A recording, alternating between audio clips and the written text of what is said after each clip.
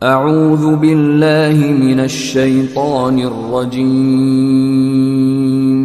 بسم اللہ الرحمن الرحیم نعمتوں میں ہوں گے، اونچی مسندوں پر بیٹھے ہوئے نظارے کر رہے ہوں گے، ان کے چہروں پر تم خوشحالی کی رونق محسوس کرو گے، ان کے چہروں سے خوشی پھوٹتی ہوئی نظر آئے گی، اور یہ خوشی رب کے رضا کرنے کی وجہ سے ہوگی، نیک اعمال کے سبب ہوگی، اعمال ان کے چہروں پر نور بن کر چمکیں گے، ان کو نفیس ترین سربند شراب پلائی جائے گی جس پر مشک کی مہر لگی ہوگی۔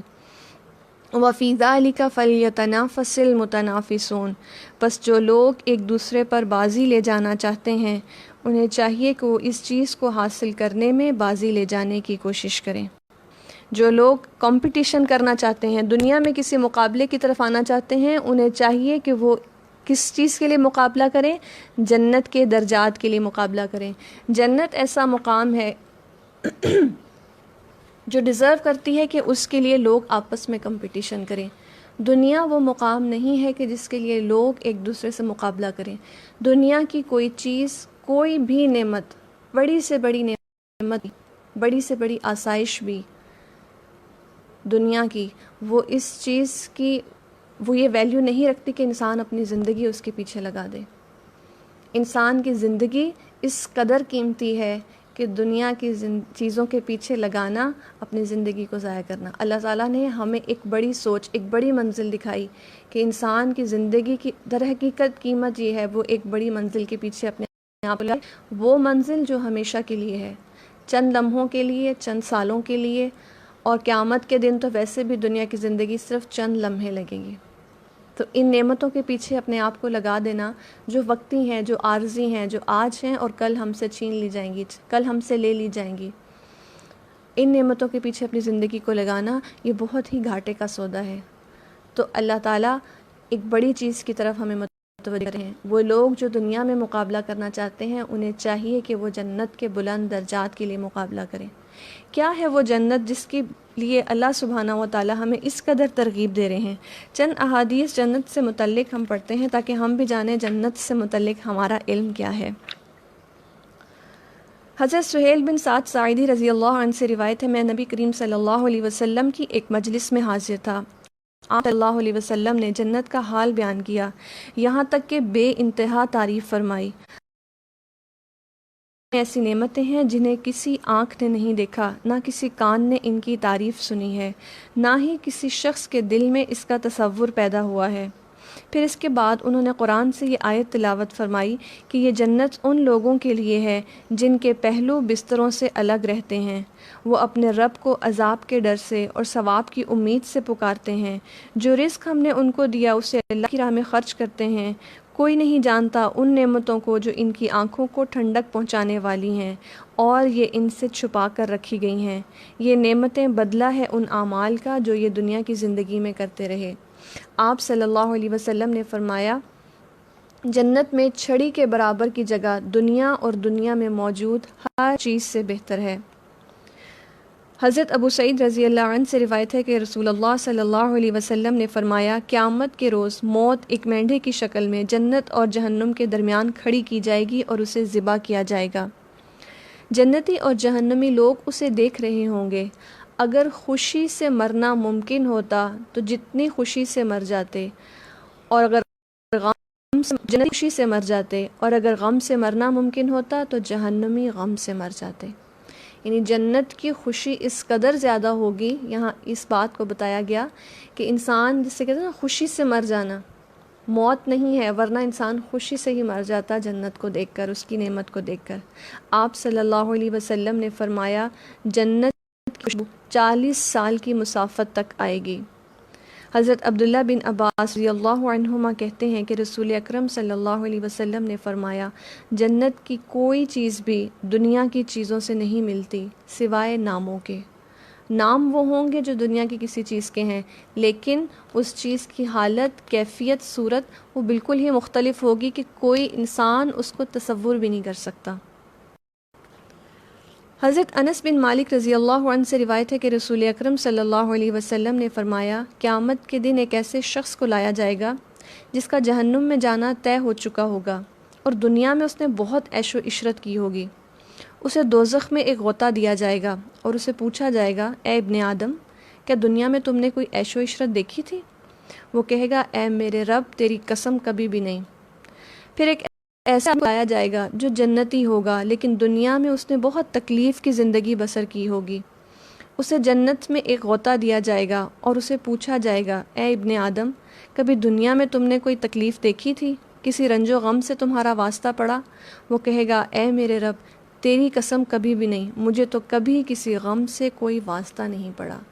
یہاں بتانا کیا مقصود ہے کہ جنت کی نعمتیں اس قدر ہیں کہ جب انسان جنت میں داخل ہوگا وہ ایک لمحے کے اندر ہی بھول جائے گا کہ وہ دنیا میں کتنی مصیبتیں کاٹ کے آیا ہے، اور وہ یوں کہے گا کہ یا اللہ، دنیا میں تو میں نے کوئی مصیبت دیکھی ہی نہیں۔ وہ جنت اس کو اتنا خوش کر دے گی کہ وہ اپنی مشکل ترین تکلیفوں والی زندگی کو بھول جائے گا۔ آج ہم چھوٹی چھوٹی تکلیفوں پر بے چین ہو جاتے ہیں اور پھر سارا سارا دن اس کا تبصرہ کرتے ہیں، لوگوں سے ڈسکس کرتے ہیں، خود پریشان ہوتے ہیں، شکوے کرتے ہیں اور اپنی زندگی کو ایک غم کا نمونہ بنائے پھرتے ہیں۔ کسی بھی غم کو، ہم سے ہر ایک چند لمحوں کے لیے کسی ایسے اپنے غم کو یاد کرے جو ہمیں لگتا ہے کہ یہ میری زندگی کا سب سے بڑا غم ہے، یہ دکھ، یہ تکلیف تو میں کبھی بھول ہی نہیں سکتی، یہ فلاں کا دیا ہوا غم، یہ فلاں کی دی ہوئی اذیت تو میں کبھی بھی بھول نہیں سکتی، میں تو دن رات اسی اذیت میں کاٹتی ہوں۔ ایسے میں انسان اس بڑی سوچ، بڑی منزل کو دیکھے جو ہمارا تعالیٰ ہمیں دکھانا چاہتا ہے۔ جنت کا خواہش کرنے والا، جنت کا مسافر دنیا کے غموں کو لے کر نہیں بیٹھا رہتا، وہ غموں کو سیلیبریٹ نہیں کرتا، اپنے دل میں بسائے ہوئے نہیں پھرتا، وہ ان ساری چیزوں کو اللہ کی خاطر اگنور کرتے اپنی منزل پر چلا جاتا ہے، چلتا ہی چلا جاتا ہے۔ وہ لوگوں کو بڑے سے بڑے دکھ اور تکلیف پہ بھی اس لیے معاف کر دیتا ہے کیونکہ اس نے اپنے رب کے ساتھ ایک بڑی چیز کا سودا کر رکھا ہے، اور آخرت میں تو یہ تکلیفیں ویسے ہی وہ یکسر فوراً سے بھول جائے گا جب وہ جنت کی نعمت دیکھے گا۔ تو یہ ہے وہ جنت۔ حضرت معاذ رضی اللہ عنہ کہتے ہیں کہ رسول اکرم صلی اللہ علیہ وسلم نے فرمایا، اہل جنت کو کسی چیز پر اتنی حسرت نہیں ہوگی جتنی اس لمحے پر جو دنیا میں اللہ کی یاد کے بغیر گزر گیا۔ پھر وہ ایک ایک لمحہ یاد آئے گا، کاش اس وقت میں اللہ کا ذکر کیا ہوتا تو آج جنت کا اس سے اوپر والا درجہ ملا ہوتا۔ تو آج اللہ تعالیٰ ہمیں توفیق دیں کہ ہم آج ہی اپنی اس آخرت کی ایسی تیاری کریں کہ آخرت کے دن ہم ان حسرتوں سے بچ سکیں۔ تو اس سارے کو بتانے کا مقصد کیا ہے؟ اس پوائنٹ پر فوکس کرانا کہ اللہ تعالیٰ کیا کہہ رہے ہیں، وَفِي ذَلِكَ فَلْيَتَنَافَسِ الْمُتَنَافِسُونَ۔ ہم سب اپنا جائزہ لیں، دنیا میں میری دوڑ آج کل، میری سوچ، میری دوڑ، میری صلاحیتیں کس کام کی طرف زیادہ لگ رہی ہیں؟ وہ کیا چیز ہے جس کے لیے میں دوسروں سے مقابلہ کر رہی ہوتی ہوں، یا میں ایک مقابلے میں لگی ہوئی ہوں؟ وہ کوئی ہنر ہے، وہ علم ہے، کیریئر ہے، جاب ہے، وہ کون سی ایسی چیز ہے جس کے لیے مقابلہ بازی ہو رہی ہے؟ اور ہم میں سے ہر شخص کمپٹیشن کی ایک دوڑ میں لگا ہوا ہے، چاہتے نہ چاہتے ہوئے۔ اور شاید ہم دنیا میں آنے والے کسی بھی بچے کو اس کی جیسے ہی سوچ تھوڑی تھوڑی ڈیولپ ہوتی ہے، جو پہلی چیز ہم اس کے اندر ڈال دیتے ہیں وہ کمپٹیشن ہوتا ہے۔ ہر چیز میں ہم بسا اوقات پیرنٹس ہی اس کو یہ سکھا رہے ہوتے ہیں کہ تمہیں فلاں اور فلاں جگہ پر فلاں اور فلاں شخص سے اس اور اس چیز کے لیے کمپیٹ کرنا ہے، جبکہ دنیا یہ وہ جگہ نہیں ہے کہ جہاں مقابلہ کی جائے۔ مقابلہ بازی نیکیوں میں کی جائے، فاستبقوا الخیرات، نیکیوں کی دوڑ ہو، نیکیوں کی تڑپ ہو، اپنی زندگی کو اس جگہ پر لگائیں جو اس کی اصل ویلیو ہے، جو اللہ سبحانہ و تعالیٰ نے ہمیں بتائی، لہٰذا انسان اس کے لیے کوشش کرے۔ اور وہ جنت کیسی ہے کہ اس میں جو شراب دی جائے گی اس میں تسنیم کی آمیزش ہوگی۔ یہ ایک چشمہ ہے جس کے پانی کے ساتھ مقرب لوگ شراب پئیں گے۔ یہ جنت کی ڈسکرپشن بتا دی گئی۔ اور پھر یہ کہ اتنی خوبصورت جنت کے لیے انسان کم پر راضی نہ ہو۔ دنیا میں جب ہمارا کوئی ٹارگٹ ہوتا ہے نا تو ہم بڑے سے بڑا ٹارگٹ رکھتے ہیں، وہ کیریئر کا ہو، وہ کوئی گھر لینے کا ہو، وہ کوئی اپنے شوق کی چیز لینے کا ہو، مثلا موبائل کا شوق ہے کسی کو، کسی بھی چیز کا، ہر انسان کے ڈیفرنٹ شوق ہوتے ہیں۔ ہم کم پر ایگری نہیں ہوتے، ہماری نظر ہمیشہ ہائیسٹ پر ہوتی ہے کہ مجھے اس تک کیسے جانا ہے، کم کو نہیں لینا۔ دنیا کے معاملے میں ہم کم پر راضی نہیں ہوتے، تو آخرت کے معاملے میں ہم صرف اس چیز پر راضی کیوں ہوتے ہیں کہ ہاں ٹھیک ہے بس جنت میں چلے ہی جائیں گے نا، دیٹس انف، اتنا کافی ہے. کیوں؟ جبکہ اللہ سبحانہ و تعالیٰ ہمیں ایک بڑی منزل کی طرف متوجہ کرتا ہے، اور نبی صلی اللہ علیہ وسلم نے فرمایا کہ جب اپنے رب سے جنت کا سوال کرو تو جنت الفردوس کا سوال کرو، جو جنت کا سب سے بلند ترین درجہ ہے، جو اللہ کے عرش کے نیچے ہے، رحمان کے عرش کے نیچے، اس کا سوال کیا جائے. اور آپ صلی اللہ علیہ وسلم نے فرمایا جو شخص 3 مرتبہ جنت کا سوال کرتا ہے اللہ تعالیٰ سے، تو جنت خود اللہ سے کہتی ہے کہ یا اللہ اس کو جنت میں داخل فرما. تو انشاءاللہ اس چیز کی بھی کوشش ہو کہ کم از کم روز دن میں کم سے کم 3 دفعہ ہم ضرور اللہ سبحانہ و تعالیٰ سے جنت کا سوال کریں، اور جنت سے میں بھی جنت الفردوس کا.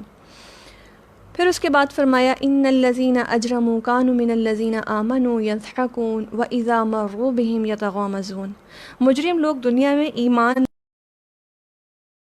یہاں مجرموں کے کچھ مزید گناہ بتائے جا رہے ہیں. نمبر 1، وہ ایمان لانے والوں کا مذاق اڑاتے تھے. جب ان کے پاس سے گزرتے تو آنکھیں مار مار کر ان کی طرف اشارے کرتے تھے. جب اہل ایمان کو دیکھتے، جیسے مکہ میں لوگ کفار مکہ صحابہ کرام کو جب دیکھتے تو ایک دوسرے کو آنکھیں مار کر اشارے کرتے کہ اچھا یہ لوگ ہیں، یہ ہیں جو کہتے ہیں کہ ہمیں دنیا میں اللہ سبحانہ تعالیٰ ہمیں آخرت میں جنت عطا کرے گا، اور ان کا یہ حال ہے غربت کی وجہ سے. یہ جب اپنے گھروں کی طرف لوٹتے تو مزے لیتے ہوئے پلٹتے تھے. ایسی بے فکری تھی کہ باہر ہیں تو دوسرے لوگوں کا مذاق اڑا رہے ہیں، گھروں میں جا رہے ہیں تو بہت بے فکرے اور خوش اپنی دنیا میں ہر نعمت کو اڑا رہے ہیں.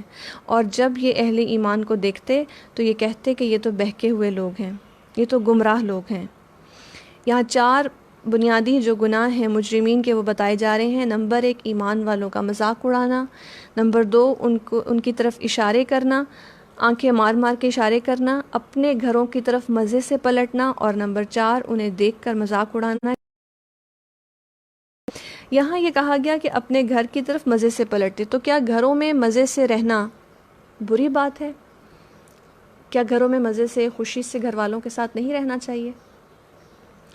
یہاں پر یہ چیز نہیں مراد، یہاں پر یہ مراد ہے کہ انسان اتنا بے فکرہ ہے اپنے گھر میں، اپنی فیملی میں، اپنی نعمتوں میں، کہ اسے اللہ کا کچھ پتہ ہی نہیں، اسے احساس ہی نہیں کہ کچھ اللہ اطاعت کے بھی کام کرنے. اور ایسی بے فکری ہے جو اسے گناہوں پہ دلیر کر رہی ہے، کہ وہ دوسرے لوگوں کے حقوق مار کے بھی بے فکرہ ہے کیونکہ اس کے اپنے گھر میں سب نعمتیں موجود ہیں. تو اس چیز کی طرف اشارہ کیا گیا.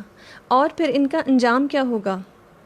یہ اہل ایمان پر نگران بنا کر نہیں بھیجے گئے تھے. آج یعنی قیامت کے دن ایمان لانے والے کفار پر ہنس رہے ہیں، مسندوں پر بیٹھے ہوئے ان کا حال دیکھ رہے ہیں. مل گیا نا کافروں کو ان حرکت کا ثواب جو وہ کیا کرتے تھے. یعنی ایک طنزیہ انداز میں کہا گیا کہ دنیا میں جو تم کرتے تھے آج مل گیا، اس کی جزا تمہیں مل گئی، کہ آج وہ خود جہنم میں ہوں گے اور اہل ایمان جنت میں مسندوں پر بیٹھے ہوئے ان کا انجام دیکھ رہے ہوں گے. تو مومن دنیا میں آنے والی مشکل یا مصیبت پر صبر کرتا ہے، وہ پلٹ کر جواب نہیں دیتا، کیونکہ اس کو اپنے رب پر توکل ہوتا ہے کہ آخرت میں اس کا رب خود اس کی طرف سے جواب دے گا، اللہ خود اس کی طرف سے ایسے لوگوں کو جواب دینے والا ہے.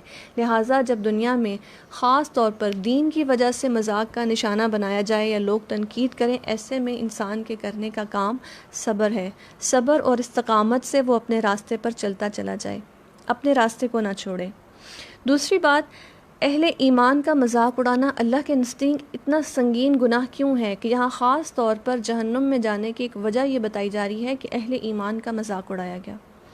اس لیے کہ جب کوئی بھی شخص کسی ایمان والے کی کسی نیکی پر اس کا مذاق اڑاتا ہے، بیسیکلی وہ اور لوگوں کا دین کی طرف آنے کا راستہ بند کر دیتا ہے. ہم میں سے ہر شخص اپنی ذات کے لیے اتنا سیکیور ہے اور اپنی ذات کے لیے اتنا سینسٹیو ہے کہ ہم کبھی بھی نہیں چاہتے کہ کوئی ہمارا مذاق اڑائے، کہیں 10 لوگوں میں بیٹھ کے ہمارے بارے میں ایسی بات کی جائے کہ ہمارا مذاق اڑے.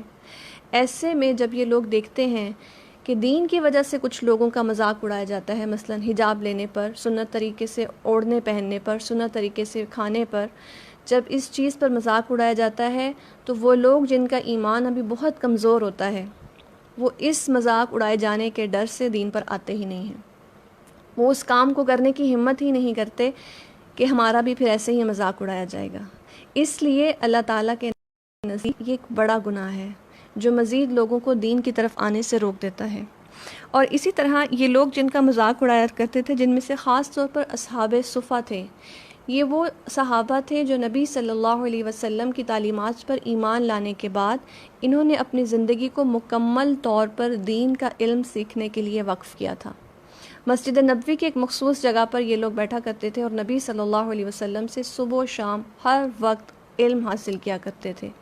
ہر چیز، اپنا ذریعہ معاش کو چھوڑ کر انہوں نے اپنی ذات کو مکمل طور پر دین کا علم سیکھنے کے لیے خود کو وقف کیا ہوا تھا۔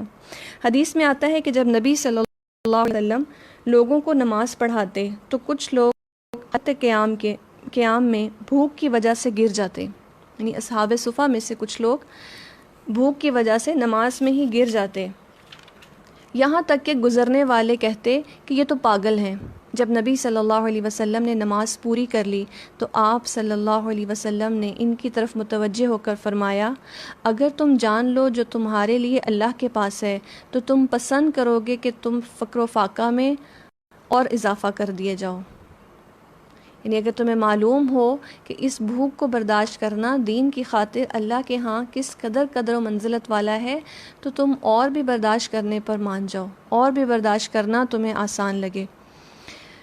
اس لیے کیونکہ یہ وہ لوگ ہوتے ہیں، تاریخ اس بات کی گواہ ہے، صحابہ کرام سے لے کے تابعین، تبع تابعین، سلف صالحین کی زندگیاں اس بات کی گواہ ہیں کہ انہی لوگوں کی وجہ سے دین کو زندگی ملی، انہی لوگوں کی وجہ سے دین آگے نسلوں میں چلا، جنہوں نے اپنی زندگیوں کو مکمل طور پر اللہ کی راہ میں لگا دیا اور ایسی ایسی قربانیاں دیں جس کی وجہ سے دین آج ہم تک پہنچا۔ انہی میں سے ایک صحابی جن کی زندگی کے بارے میں ہم تھوڑا سا آج جانیں گے وہ حضرت ابو ہریرہ رضی اللہ عنہ ہیں۔ حضرت ابو ہریرہ وہ صحابی ہیں جنہوں نے نبی صلی اللہ علیہ وسلم سے سب سے زیادہ احادیث روایت کی۔ آپ نے 1600 سے زائد احادیث رسول صلی اللہ علیہ وسلم زبانی یاد کی اور آگے روایت کی۔ کون تھے حضرت ابو ہریرہ؟ حضرت ابو ہریرہ زمانہ جاہلیت میں عبد شمس کے نام سے بلائے جاتے تھے۔ جب وہ مسلمان ہوئے تو نبی صلی اللہ علیہ وسلم نے فرمایا، آج سے تمہارا نام رحمن ہے۔ انہوں نے عرض کیا، میرے ماں باپ آپ پر قربان، یہ نام مجھے بہت پسند ہے۔ ان کی کنیت تھی ابو ہریرہ اور یہ زیادہ اسی کنیت کی وجہ سے مشہور ہوئے۔ حضرت ابو ہریرہ نے حضرت طفیل بن عمر الدوسی کی وساطت سے اسلام قبول کیا۔ ہجرت سے 6 سال بعد تک یہ اپنی قوم میں ہی رہے اور اس کے بعد یہ اپنی قوم کے ایک وفد کے ہمراہ مدینہ میں نبی صلی اللہ علیہ وسلم کے پاس حاضر ہوئے۔ حضرت ابو ہریرہ ہر وقت مسجد میں رہتے۔ انہوں نے اپنا آپ نبی صلی اللہ علیہ وسلم کی خدمت کے لیے وقف کیا، آپ سے تعلیم حاصل کرتے، آپ کی امامت میں نمازیں پڑھتے اور نبی صلی اللہ علیہ وسلم کی زندگی میں انہوں نے شادی نہیں کی۔ آپ ہمیشہ اللہ کی حمد و ثنا بیان کرتے اور یہ فرمایا کرتے، الحمدللہ، سب تعریفیں اللہ کے لیے جس نے ابو ہریرہ کو اسلام قبول کرنے کی توفیق عطا کی، سب تعریفیں اللہ کے لیے جس نے ابو ہریرہ کو قرآن مجید کا علم عطا کیا، سب تعریفیں اللہ کے لیے جس نے ابو ہریرہ کو حضرت محمد صلی اللہ علیہ وسلم کے صحابی ہونے کا شرف عطا کیا۔ یہ اکثر وہ فرمایا کرتے۔ ہم پورے دل سے کب یہ کہتے ہیں کہ الحمدللہ اللہ آپ نے ہمیں مسلمان گھر میں پیدا کیا، الحمدللہ اللہ آپ نے ہمیں مسلمان بنایا، قرآن پڑھنے کی توفیق دی، اللہ آپ کا احسان۔ ہم کب یہ شکر گزاری کرتے ہیں۔ حضرت ابو ہریرہ کو دین کے علم کا حاصل کرنے کا بھی بہت شوق تھا۔ حضرت زید بن ثابت فرماتے ہیں کہ میں، حضرت ابو ہریرہ اور ہمارا ایک ساتھی، ہم تینوں دعائیں مانگ رہے تھے کہ اچانک نبی صلی اللہ علیہ وسلم تشریف لائے اور ہمارے پاس بیٹھ گئے۔ ہم خاموش ہو گئے۔ آپ نے ارشاد فرمایا، اپنا کام جاری رکھو۔ حضرت ابو ہریرہ سے پہلے میں اور میرے ساتھی نے دعا کی تو نبی صلی اللہ علیہ وسلم نے فرمایا آمین۔ پھر حضرت ابو ہریرہ نے دعا کی اور کہا، الہی میں تجھ سے وہی مانگتا ہوں جو ان دو ساتھیوں نے مانگا، اور مزید یہ کہ مجھے وہ علم عطا کر جو مجھے نہ بھولے۔ اس پر نبی صلی اللہ علیہ وسلم نے آمین کہا۔ ہم نے کہا، ہم بھی اللہ سے وہ علم مانگیں گے جو بھلایا نہ جائے۔ آپ صلی اللہ علیہ وسلم نے ارشاد فرمایا، یہ دوسی نوجوان تم سے سبقت لے گیا۔ یعنی دعا مانگنے کے اسلوب میں بھی دیکھیں کہ انسان دعا وہی مانگتا ہے جس چیز کی اس کے دل میں تڑپ ہو، اور انہوں نے یہ دعا مانگی کہ یا اللہ وہ علم ہو جو کبھی نہ بھولے۔ حضرت ابو ہریرہ کو خود بھی علم سے بہت محبت تھی اور ان کا شوق تھا کہ لوگوں کے دلوں میں دین کے علم کی محبت پیدا ہو۔ ایک روز وہ مدینہ کے بازار سے گزر رہے تھے۔ لوگوں کو دنیاوی کاموں میں مشغول دیکھ کر غمزدہ ہو گئے۔ ان کو متوجہ کرتے ہوئے بلند آواز سے کہا، اے مدینہ کے لوگوں، تم تو محروم رہ گئے۔ لوگوں نے اچانک متوجہ ہو کر کہا، ابو ہریرہ کون سی محرومی؟ انہوں نے کہا، نبی صلی اللہ علیہ وسلم کی میراث ہو، تم وہاں جا کے اپنا حصہ کیوں نہیں لیتے؟ لوگوں نے پوچھا، میراث کہاں تقسیم ہو رہی ہے؟ آپ نے فرمایا، مسجد میں۔ لوگ جلدی سے مسجد میں گئے۔ حضرت ابو ہریرہ لوگوں کے واپس آنے تک وہیں کھڑے رہے۔ جب لوگوں نے انہیں دیکھا تو کہنے لگے، ابو ہریرہ ہم مسجد میں گئے لیکن وہاں تو کوئی چیز تقسیم نہیں ہو رہی۔ انہوں نے پوچھا، کیا تم لوگوں نے مسجد میں کسی کو نہیں دیکھا؟ انہوں نے کہا، کیوں نہیں، ہم نے دیکھا کچھ لوگ نماز پڑھ رہے ہیں، کچھ لوگ قرآن مجید کی تلاوت کر رہے ہیں اور کچھ لوگ حلال اور حرام کے بارے میں تبادلہ خیال کر رہے ہیں۔ حضرت ابو ہریرہ نے فرمایا، بہت افسوس کی بات ہے، یہی تو نبی صلی اللہ علیہ وسلم کی میراث ہے۔ انبیاء کرام کا علم ان کی میراث ہوتی ہے۔ ہم میں سے کس کو کتنی رغبت ہے کہ ہم نبی صلی اللہ علیہ وسلم کی وراثت کے حصے دار بنیں؟ ہم نے کتنا علم حاصل کر لیا، یا اس کی کتنی رغبت اور کتنی دعا ہے کہ وہ میراث جو آپ صلی اللہ علیہ وسلم کی ہے وہ ہمیں مل سکے۔ ہمیں اس چیز کا تو بہت شوق ہے کہ ہمیں نبی صلی اللہ علیہ وسلم کی شفاعت ملے، ان کا ساتھ ملے، ہم قیامت کے دن ان کے ساتھ ہوں، ہم ان کے امتی ہیں اور ہماری معافی بھی ہو جائے گی، اور دنیا میں ہم ان سے محبت کے دعوے کرتے ہیں۔ لیکن آپ کی اس میراث کو سنبھالنے اور آگے پھیلانے کے لیے ہم میں سے کتنے لوگوں نے اپنی زندگیاں یا زندگی کے کچھ اوقات صرف فکس کیے ہوئے ہیں۔ حصول علم کے لیے حضرت ابو ہریرہ نے بھوک، پیاس، فقر و فاقہ کی بھی بہت تکالیف برداشت کریں جس کی مثال نہیں ملتی۔ اس کے بارے میں وہ بیان کرتے ہیں کہ جب بھوک سے میرے پیٹ میں بل پڑنے لگتے تو میں اصحاب رسول سے بعض قرآنی آیات کا مفہوم پوچھتا، حالانکہ مجھے اس کا علم ہوتا تھا، لیکن میں یہ پوچھتا صرف اس لیے تھا کہ وہ میری صورتحال کو جان جائیں اور مجھے کھانا کھلا دیں۔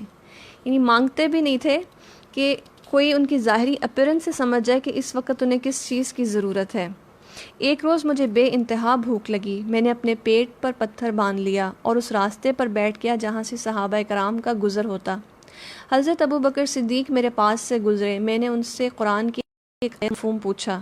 یہ صرف اس لیے پوچھا کہ وہ میری حالت دیکھ کر مجھے کھانے کی دعوت دیں، لیکن وہ مفہوم بتا کر چل دیے اور میرے مقصد کو نہ سمجھ سکے۔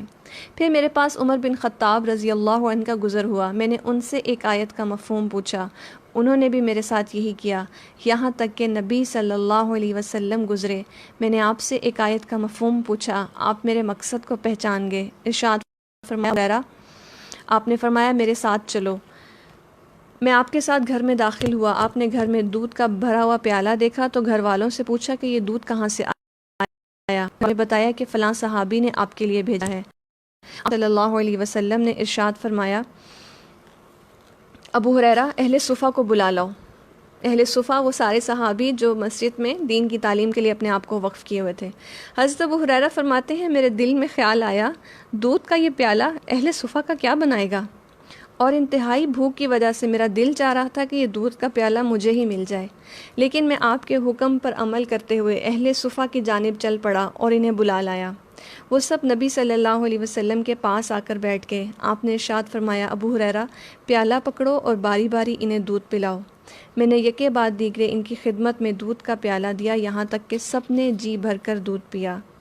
پھر میں نے پیالہ نبی صلی اللہ علیہ وسلم کے سامنے رکھ دیا۔ آپ نے مسکراتے ہوئے فرمایا، اب بس تم اور میں باقی رہ گئے ہیں۔ آپ نے فرمایا، اب تم پیو، تو میں نے پینا شروع کیا۔ جب اپنے پیالے سے ہٹاتا تو آپ فرماتے، اور پیو۔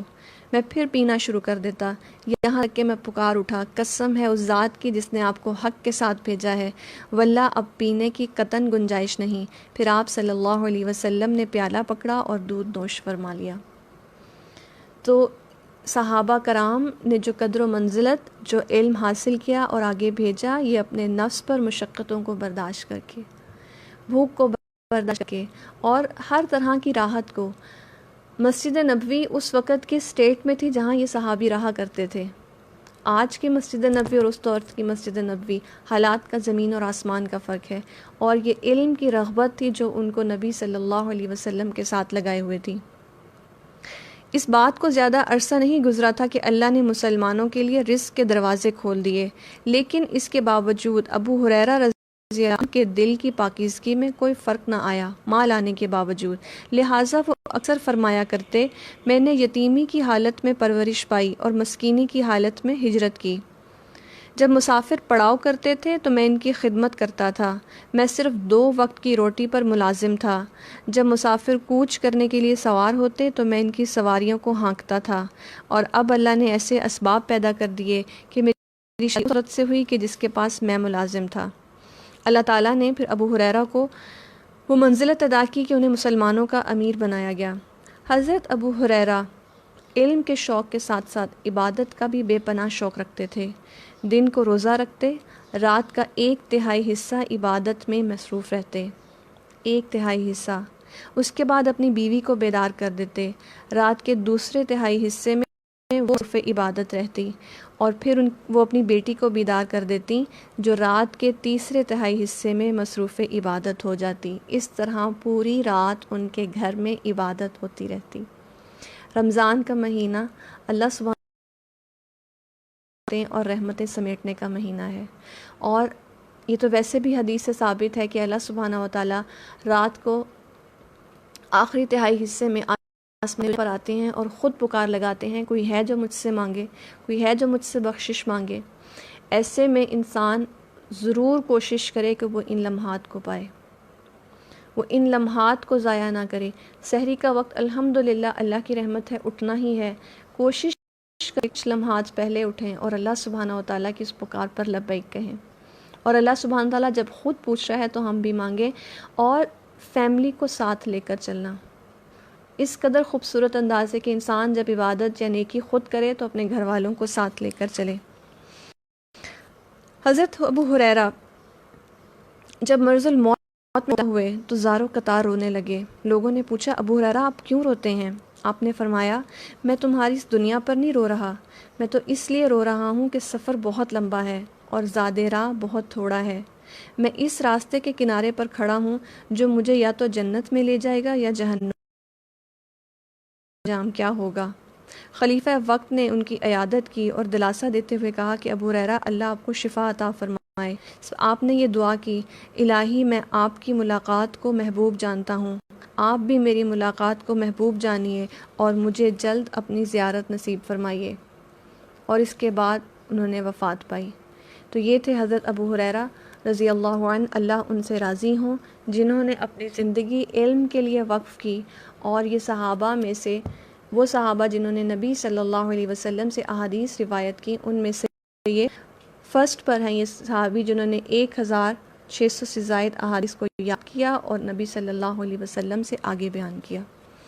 تو یہ ہیں وہ لوگ جنہوں نے اپنی زندگی کو اللہ کی خاطر لگایا، اور اس کے کرنے میں انہوں نے کفار کا اور لوگوں کے مذاق کو برداشت بھی کیا، نہ صرف جسمانی بلکہ ذہنی اور ایموشنلی طور پر بھی ان لوگوں کو تکالیف دی گئی، اور اللہ سبحانہ و تعالیٰ نے دنیا میں بھی ان کا اچھا انجام دکھایا اور آخرت میں بھی انشاءاللہ ان کا اچھا انجام ہوگا۔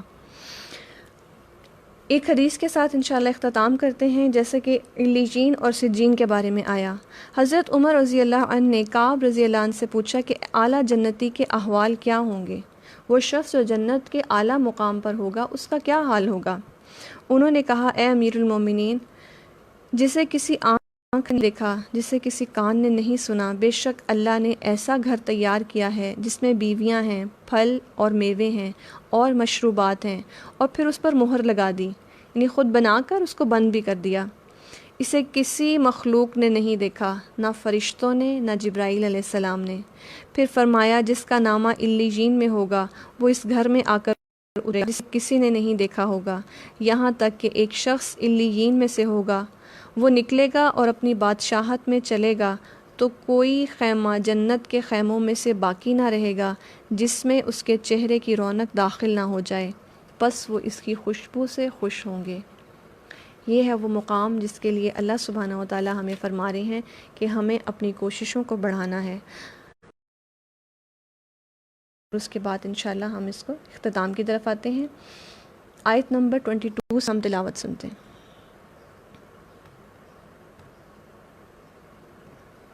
إن الأبرار لفي نعيم على الأرائك ينظرون تعرف في وجوههم نضرة النعيم يسقون من رحيق مختوم ختامه مسك وفي ذلك فليتنافس المتنافسون ومزاجه من تسنيم عينا يشرب بها المقربون إن الذين أجرموا كانوا من الذين آمنوا يضحكون وإذا مروا بهم يتغامزون وإذا انقلبوا إلى أهلهم انقلبوا فكهين وإذا رأوهم قالوا إن